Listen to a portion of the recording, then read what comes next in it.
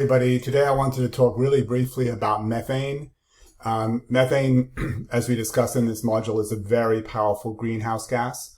It has a shorter residence time than CO2, so that means it doesn't remain in the atmosphere as long as CO2. What happens to it is it oxidizes and transfers to CO2, but it is very powerful, meaning that the same amount of methane produces more warming than CO2. It traps more heat. Anyway, so methane has been gradually increasing, as this graph shows you, from the, let's see this, I can't really read it, but 1900s through till today, methane concentration in the atmosphere has been increasing, and this is for a variety of reasons.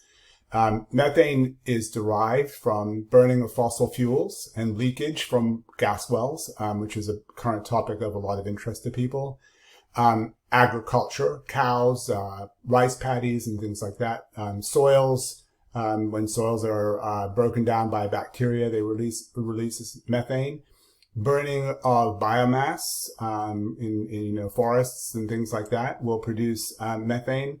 Wetlands are a major source of methane. Bacterial processes and in wetland soils and marshes produces methane.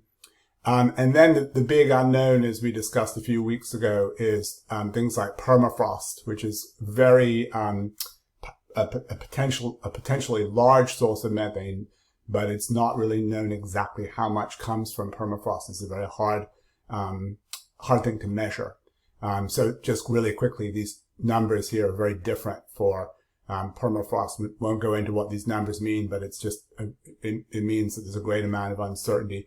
And then the sinks from methane is chemical reactions in the atmosphere, things like VOCs and other compounds that you don't really need to know about.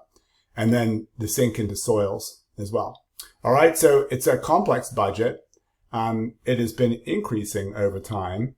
And one of the things that, obviously, as we have to control CO2, we also have to control methane concentrations because it is a greenhouse gas.